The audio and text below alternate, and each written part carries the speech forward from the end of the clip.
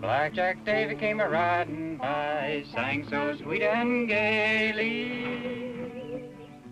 made the greenwood around him ring to charm the heart of a lady, to charm the heart of a lady. What is corn pone? Where does it come from? What are the gender, socioeconomic, and racial implications? Where do we see corn pone in literature? These are the questions we will be investigating. First, we went around campus to ask students and faculty what is corn pone. I think it's like a type of cornbread, but maybe it's denser than like a regular cornbread. So what is corn pone? I have no idea. What is corn pone? Yeah. I have no idea. Have you ever heard of it? No. Do you know what cornbread is? Cornbread, yeah. Corn pone? Corn pone. I have no idea. You never heard of it? It's like cornbread, right? What is, excuse me? Corn pone. Corn pone? Cornbread? So, what exactly is corn pone? We won't be able to give you a concrete definition of corn pone. However, we can provide you with some definitions of corn pone that are still being contested today. John T. Edge provides important etymological information about corn pone in his 2007 encyclopedic entries in Foodways entitled Corn and Cornbread. He writes that the Indians called their bread sapone and apone, and pone became the term in the South for cornmeal bread. Edge goes on to describe different traditional Appalachian and Southern recipes involving corn as their foundational ingredient, and distinguishes between early pone breads and second-generation cornbreads, with additional ingredients such as flour, baking powder, baking soda, eggs, and buttermilk. When looking at the recipes throughout time, it becomes clear that by the late 19th century, the word pone became another word for cornbread. White claims what corn pone recipes, as opposed to cornbread recipes, all seem to have in common is that they do not use wheat flour at all. Just cornmeal, leavening agents other than eggs are rarely used, and no sugar is ever added. Here are a few recipes of corn pone throughout history. The recipe titled Egg Pone was found in the Indian Meal Book published in 1846 by Eliza Leslie. Leslie, an American, addresses a British impoverished audience in order to educate them in the nutritional and practical aspects of adding Indian corn to their diets as a substitute for potatoes less costly than wheat flour. This recipe contains eggs, milk, and butter and is baked in a tin pan. Mary Hinman Abel's cookbook titled Practical Sanitary and Economic Cooking, published in 1890, calls for just water and salt. Water can be substituted for milk, which suggests that water was more readily available and cheaper than milk. This recipe can be baked in the oven or fried in pork fat. According to Marian Flexner's 1949 Out of Kentucky Kitchens, the necessary tool for making corn pone is a heavy metal utensil. Flexner claims lightweight metal pans are not as satisfactory as heavy ones, because corn pone is apt to brown too much on the outside before the inside is done. Pyrex and pottery baking dishes are better than tin ones. Flexner insists that the container must be well greased and very hot before the batter is added. Now that we have an idea of what corn pone consists of, let's take a look at the history of the dish. Mark F. Sohn's Appalachian Home Cooking, History, Culture, and Recipes, published in 2005, provides some historical context of corn pone and how pone became a staple of Appalachia in particular. According to Sohn, when settlers came to the Appalachian Mountains, they brought Indian maize and native know-how with them.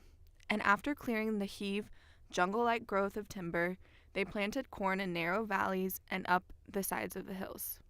Corn was better adapted to mountain topography than wheat or barley, and over time, settlers learned to use it in many ways. While Appalachians used corn for varying items, corn pone is noted as an important staple in Appalachian kitchens because it's simple, accessible, and delicious.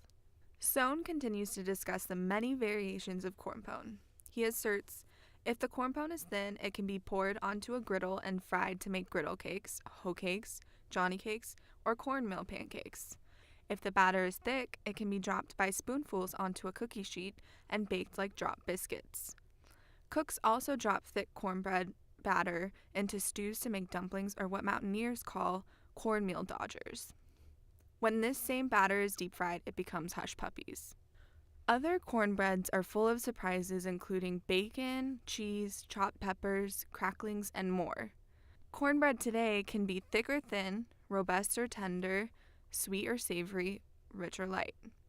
Through its evolution, the old Native American corn pone has been changed to include flour, baking powder, eggs, bacon grease, butter, vegetable oil, buttermilk, yogurt, and even sugar.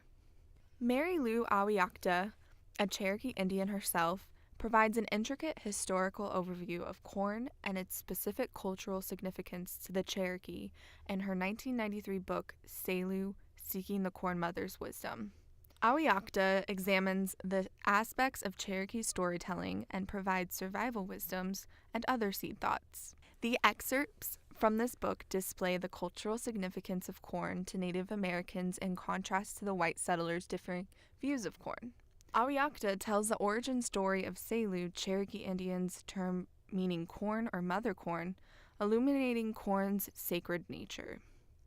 The corn turns into the grandmother in the story, which highlights the gendered association of corn as well as the Cherokee Indians' respect for corn. Awiakta puts Cherokee respect for corn in striking contrast with early white American settlers' treatment of corn. The cultural significance of corn is erased by the white settlers, as most viewed corn as just food. Charleston settlers looked down on corn because it was considered a food for the lower class. However, the northern settlers in Plymouth Rock respected corn because they were impoverished and needed the corn in order to survive. In Beating the Biscuits in Appalachia, Race, Class, and Gender Politics of Women Baking Bread, published in the 2005 Cornbread Nation 3, Elizabeth Engelhart articulates the significance of divisions of class, race, and gender signified by cornbread and biscuits, particularly in the Appalachian South. Engelhart explains that corn was a native crop and a fundamental ingredient in Appalachian cooking, but it became a strong symbol of Appalachia as not only stuck in time, but fixed all the way back in the era of colonial America. Corn had become a nostalgic symbol of America. Engelhart indicates that Northern Progressive era missionaries thus introduced wheat to Appalachia because they viewed wheat as more civilized, progressive, and modern crop. Engelhart's analysis of corn versus wheat in the Appalachian South helps to explain certain class distinctions. While corn is presented as a staple of the Appalachian diet and has gender and class distinctions, it is also represented in literature throughout history. Mark Twain provides a notable reference to corn pone and insinuates class and racial commentary on the food in his piece Corn Pone Opinions, an essay discovered after Twain's death.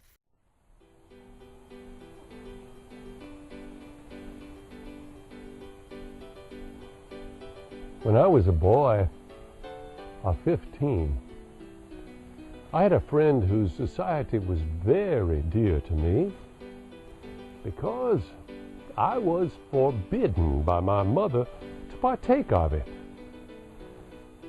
He recounts an instance where a young black man is preaching. He was a gay and impudent and satirical and delightful young black man, a slave.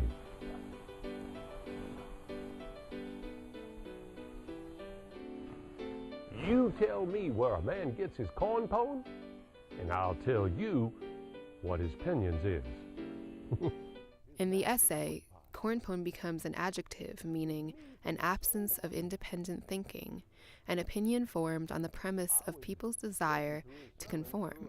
Twain indicates class implications when he explains that people are more likely to adopt opinions from a person of vast consequence than a nobody, and when he says that a man cannot afford views which might interfere with his bread and butter. He later discusses America's Great Divide and Americans' employment of corn pone opinions regarding, quote, our late canvass, unquote, a reference to the nation's deep divide over the institution of slavery. According to the book What Slaves Ate, Recollections of African American Foods and Foodways from the Slave Narratives, published in 2009, Dwight Eisnack and Herbert C. Covey explored the conditions in which slaves cooked and fed. Slave women and mothers often cooked over open hearth fireplaces in an area separate from the main plantation. Benny Dillard, a slave from Georgia, remembers the process of cooking food in his slave narrative, claiming, "De fireplaces was a heap bigger than they has now, for all de cookin' was done in open fireplaces den. Taters and corn pone was roasted into ashes, and most of other victuals was biled in the big old pots what swing on cranes over de coals." White slave owners did not eat corn pone. Instead, they ate tea and gingerbread, served by slaves. This photo depicts the slave of Mary Washington, George Washington's sister. The slave, who she refers to as Mammy, is preparing gingerbread over an open hearth fireplace. Although we don't know for sure, this could be an instance that mirrors the current cultural appropriation of African Americans in Southern cuisine, as noted by critic Michael Twitty of Husk Chef Sean Brock. We also see corn pone referenced in James Still's River of Earth, where the impoverished Baldridge family constantly lives on the verge of hunger, and the novel's unnamed narrator is forced to confront feelings of shame associated with hunger and the food his family eats. Although their lunch boxes are often nearly empty, on one particular day at school, the narrator and his sister, Yulie, are surprised by the abundant lunch their mother packs. The narrator says, "Yulie and I ate out of a shoebox at noon. We laughed when it was opened, amazed at what was there. Fried guinea thighs and wings covered with a brown meal crust, 2 yellow tomatoes, a corn pone, and a thumb-sized lump of salt." He goes on to tell, "We had turned our backs on the others before looking in the box, but now we were not ashamed of what we had to eat." Although corn pone is generally considered to be at the bottom of the corn hierarchy, for the Baldridge family, corn pone is an element of pride, a symbol of bounty instead of deficiency and inferiority.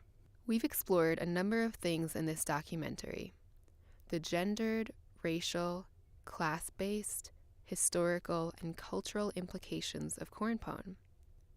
As you can see, we have yet to come up with a definitive answer to what corn pone actually is. Corn pone means something different to each person and within each context that it is spoken. No one owns the recipe for corn pone. Corn pone is collectively owned and has adapted over time and to cultural contexts. To Native Americans, corn has immense spiritual significance and was, and still is, an irreplaceable staple in the culinary and literary aspects of Native American culture. Corn, which was given great reverence, was also equated with the feminine spirit and thus demonstrated Native Americans' great respect for women. To African American slaves, corn pone was one of the only available food sources, and was viewed as a means to survive, and existed in great contrast to the food that slave owners ate. To Appalachians, corn was and is still a robust and hearty staple in the region. Despite the stigma of corn pone as a lowly food, it still maintains presence within the culinary and literary traditions and perseveres in Appalachia and the South today.